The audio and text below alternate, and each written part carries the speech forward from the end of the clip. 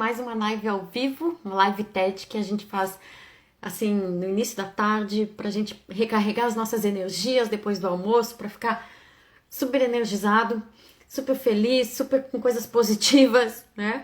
Então a gente traz aqui vários assuntos. Hoje foi um assunto que escolhido pelo Marcelo, né? Deixa eu até convidar ele aqui. Como é que eu faço? Acho que é assim. Ah, que legal! Vamos ver se vai funcionar. Ai, que emoção! Eu aprendendo a mexer no Instagram. Não sei quantos de vocês aqui já sabem mexer muito e tal. Assim, eu aprendi tudo nesse ano de 2020. Eu era super avessa às redes sociais, mas aí a gente começa a ver que, poxa, é o futuro. Não só o futuro, né? Mas com a pandemia é onde a gente tá. A gente tem que estar aqui na internet, a gente tem que estar nas redes sociais. Então a gente está aprendendo. Oi, Grace, tudo bom? Seja bem-vinda. O assunto de hoje é amor ao próximo. Foi um assunto escolhido pelo Marcelo. E aí, o que a gente vai falar com relação a isso de amor ao próximo?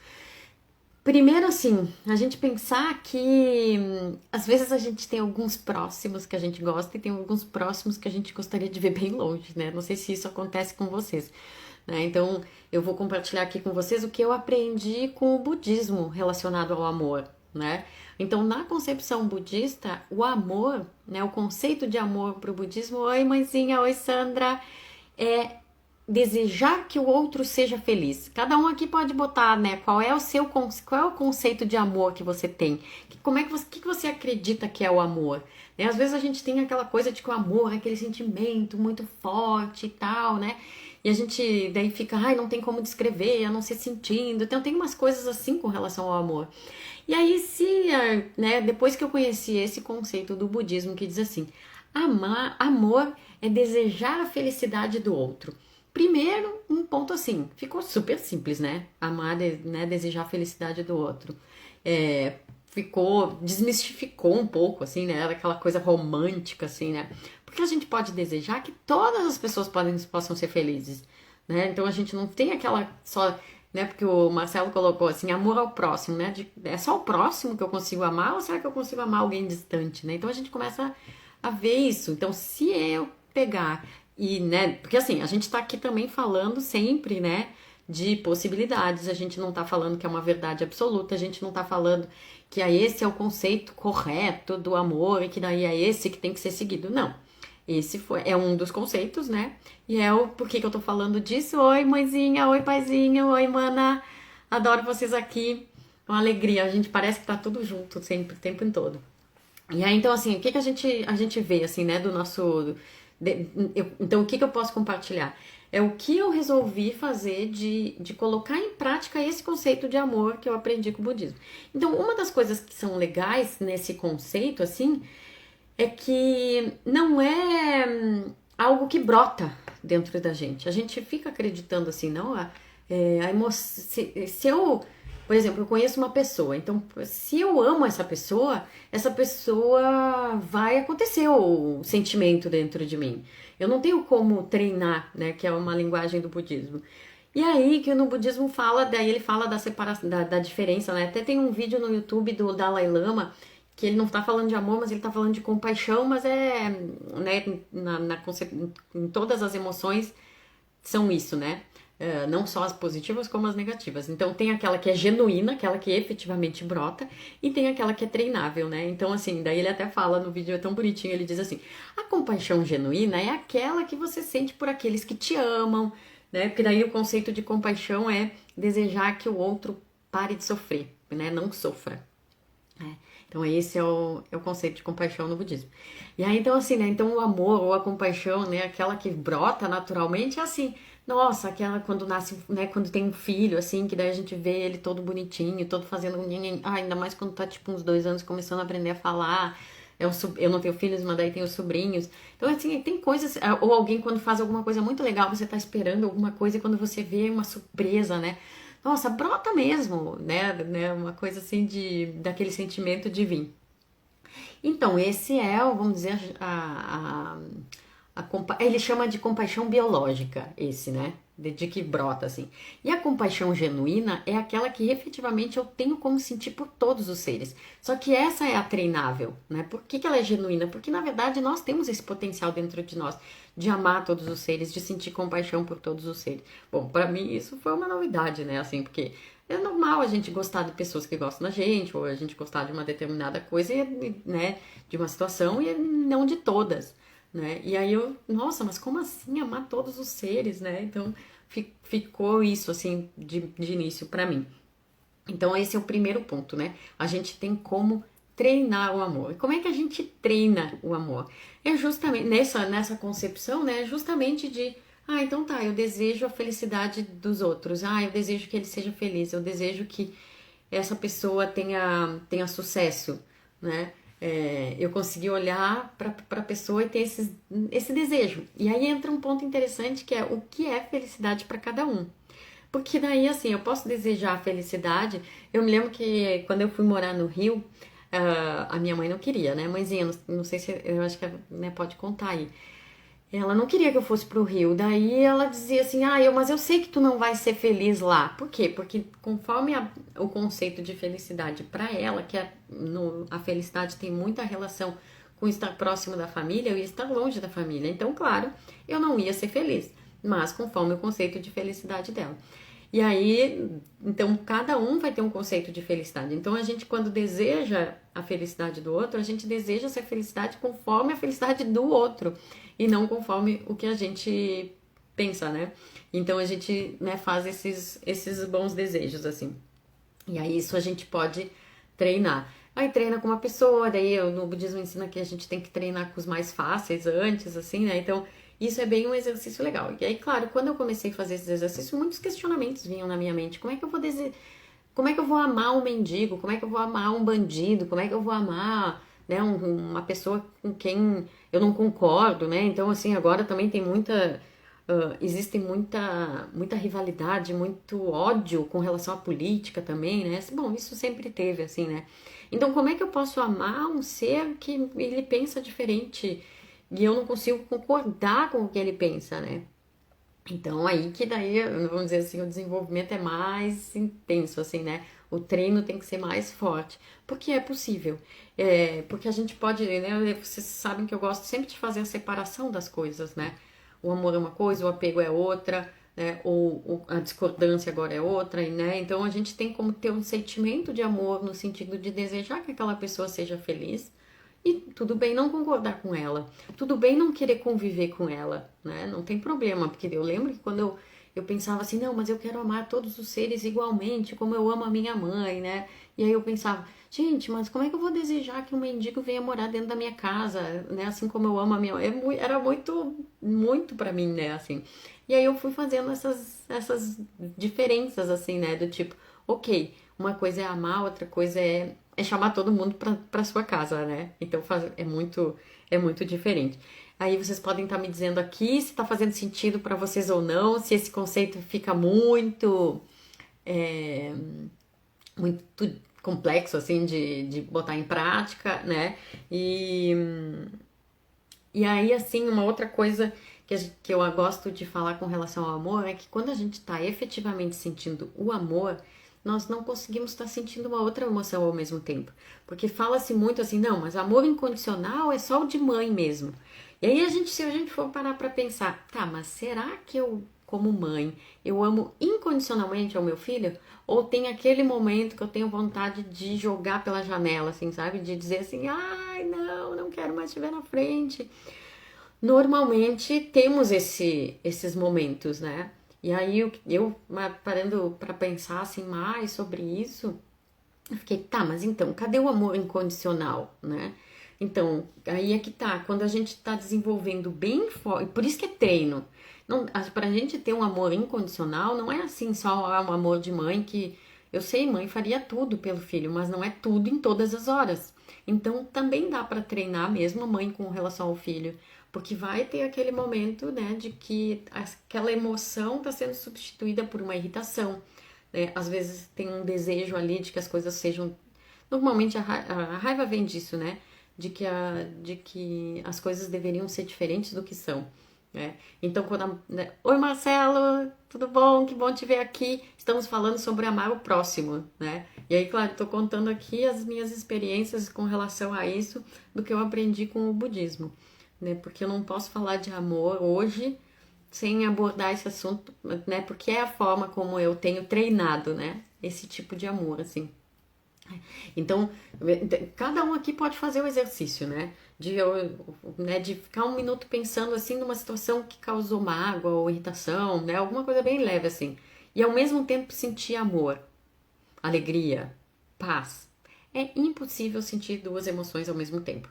Então, quando a gente vê que a gente tá com a emoção de uma raiva ou de um descontentamento prevalecendo, significa que o amor que não tá prevalecendo. E aí significa também que eu posso treinar o amor naquela situação. Então, naquela situação, daí eu gosto de pensar isso com relação às crianças, porque é muito rápido, assim, é muito fácil amar uma criança, é muito, muito fácil. Mas também é muito fácil perder a paciência com a criança. E aí né, eu não sou mãe, né, já falei isso algumas vezes, mas eu tenho sobrinhos e adoro estar perto dos meus sobrinhos porque é uma oportunidade de a gente observar a nossa mente, observar nossos desejos. E aí eu começo assim, olha, isso aqui tá me tirando a paciência, né? Tá começando a me incomodar. O que que tem por trás? Tem uma vontade que a coisa seja diferente, que aquela situação seja outra. Que a criança não esteja chamando, ou que a criança já tenha tomado banho, né? Então, algumas coisas assim. E aí, então, eu volto. Ok, tem um desejo não atendido aqui, né? Então, é por causa disso que eu tô com essa emoção. Como é que eu posso transformar isso? Voltar o meu amor pela criança, que daí quando o amor, né, a gente não tem como ter duas emoções ao mesmo tempo, então o amor é que está prevalecendo, qual é a minha cabeça, como é que eu vou resolver esse desejo, né, sem colocar daí esse peso também na criança, porque às vezes a gente quer que a criança faça alguma coisa que a gente não combinou previamente, a gente não ensinou previamente, ela não tem ainda condições de dar aquilo, ou naquele momento ela não tinha condições, ou ela de repente está fazendo birra mesmo, e aí, né, então assim, como é que eu lido com as frustrações da vida? Porque daí não é só com relação à criança, né? Com relação a tudo. Quando roubam o meu carro, quando alguma coisa sai errado, né? Ou um encanamento deu problema na minha casa. Como é que eu lido com essas frustrações que aparecem, né? E aí, claro, e aí como eu lido com essa situação de frustração de que a criança não tá fazendo aquilo que eu gostaria de que fizesse, a forma como eu vou reagir também vai ser a forma como ela vai reagir no futuro, né? Porque ela leva como exemplo. Daí é interessante esse processo, porque daí a gente fica vendo uma retroalimentação, né?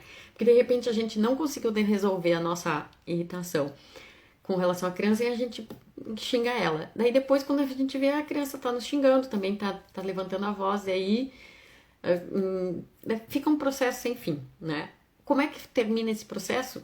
Eu não sei dizer, porque eu não tenho filhos, então eu não tenho tempo de treino suficiente. Agora, que se a gente tiver na base o amor, ideias vão surgir de forma bem diferente do que se a gente tiver irritado,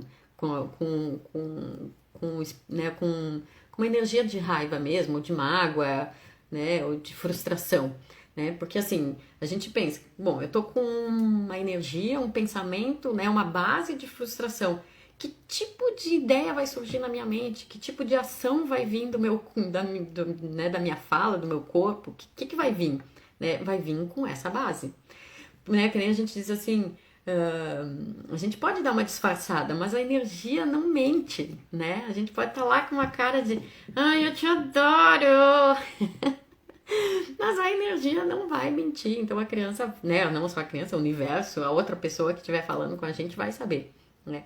Então, se eu faço esse primeiro treino, opa, deixa eu botar o amor aqui como pano de fundo. Qual é a solução? Gente, para cada dia pode ser uma solução diferente, mas com o amor, na base, as ideias vão ser mais pacíficas, as ideias vão ser melhores. E aí o resultado, obviamente, vai ser melhor ainda também. Oi, Thaís, seja bem-vinda aqui, Celina. Ai, que delícia ver vocês aqui. Estamos falando sobre amar o próximo, né? O quanto às vezes não é fácil a gente amar quando as coisas não estão acontecendo como a gente gostaria, né? Então a gente tá acabando aqui quase o nosso tempo, então fazendo um resumo rápido assim, eu comentei sobre que hoje, né, o que eu trabalho com relação ao amor, né, comigo, o que eu faço, treino com base na minha mente, é da concepção budista, né, de que o amor é desejar a felicidade do outro. E aí eu tenho como desejar a felicidade de qualquer pessoa, mesmo que eu não concorde com ela, mesmo que eu abomine, né, pode ser um bandido, pode ser quem for, assim, eu posso, né, olhar. Aí é legal porque quando eu consigo olhar na base, assim, com o amor, com o olhar, aí eu começo a olhar aquele bandido, assim, eu gosto do filme da Malévola, pra dar de explicar, assim, o meu pensamento de todas os momentos, milhares de, sei lá, não sei quantos dizer, né, de quantas vezes eu pensei sobre esse assunto, e a conclusão que eu cheguei é exatamente o que tem no filme da Malévola, né, porque assim, o que é uma pessoa má? É uma pessoa que teve algum problema lá e que daí acabou tendo aquela forma de reagir. Então, se eu, em vez de pensar naquela casca que está aparecendo naquele momento, né, ou aquele ímpeto daquela pessoa, daquela forma dela reagir naquela pessoa, mas eu ir para base, para trás e achar aquele ser humano que de repente sofreu, que de repente alguma coisa fez com que ela virasse e fosse daquela forma, eu tenho como ver que tem um sofrimento ali, aí eu posso sentir compaixão e eu tenho como desejar que ela seja feliz, que daí dê uma reviravolta na vida dela e que ela não precise mais reagir de forma negativa, ela tem como reagir de forma positiva, né? Então a gente tem, né, essa possibilidade de amar todos os seres, né? Por quê? Porque a gente tem como desejar felicidade para todos os seres. E não significa que amar todos os seres tem que conviver e concordar com todos os seres, né? Oi, Zé, seja bem-vindo aqui, que bom te ver. Estamos no finalzinho da nossa live, nós estamos fazendo todos os dias uma live às 13 horas e 15 minutos. São lives super rápidas, de 18 minutos, que é só para nós trazer um assunto aqui que faz a gente refletir e também faz com que a gente tenha uma tarde muito cheia de energia, muito positiva e que, porque se a gente tá de forma positiva, a gente reverbera isso para as pessoas com quem a gente convive e essa energia vai além, né? Vai muito além da convivência, né? De estar próximo, né? É o que vai para o universo, assim, né? Tanto é que a minha voz aqui tá indo para, né, vários lugares do Brasil, então tem essa possibilidade de chegar também a nossa energia em muitos lugares, então que cada um aqui possa levar esse amor, né? E que cada vez treine mais, que cada vez aumente mais, né? Não só em termos de amor às pessoas, como a quantidade, né? Tipo assim, amar cada vez ainda mais aqueles seres que estão do nosso lado, mas ampliar e amar cada vez mais pessoas. Olha, o paizinho falou aqui, lembrar que o pássaro que empurra o filhote para o precipício para que ele aprenda a voar ama muito seu filho. Ai, que lindo isso! Isso é muito legal, porque daí tem na base, quando tem na base o amor, é diferente, né? Vai ser muito diferente de eu empurrar e dizer assim, ah, tá, deixa, sai, eu não aguento mais. Me deixa aqui um pouco sozinho do que eu empurrar dizendo assim, não, vai que você consegue, vai que você tem condições de ficar sozinho. Esses dias eu assisti uma aula do Murilo Gun que ele disse, olha, às vezes eu falava para minha filha, olha, o pai vai estar sempre aqui do meu lado. E aí ele começou a dizer, não é sempre que vou estar do teu lado, porque provavelmente eu vou morrer antes, né, no natural da vida. Então eu não posso prometer isso. Ele começou a prometer que só até os 18 anos, que depois ele tinha, né, o sonho de que criou tão bem que ela teria condições de andar sozinha. Só que ele disse que ele sofreu muito para dizer isso, porque também tem isso, né? Essa coisa do ninho, né? De a gente querer o filho perto da gente, né? Então a gente não quer, quanto a gente efetivamente quer que ele voe. E daí tem tudo a ver com o que nós falamos, que é desejar a felicidade do outro. Então, se a felicidade do outro é voar, se a felicidade do outro é fazer algo que de repente não é necessariamente o que eu queria, mas eu tenho como amá-lo, né? E desejar coisas boas para ele também. Muito obrigada pela participação de vocês. Tati, adorei aqui. Quem que é do meu mundinho? Não sei quem é, mas eu adorei a visita de vocês aqui. Vejo vocês amanhã às 1h18. Eu vou botar lá no meu Insta quais são os assuntos que vocês querem para as próximas lives. Eu adoro falar conforme que vocês têm vontade de ouvir. Beijo grande e até amanhã.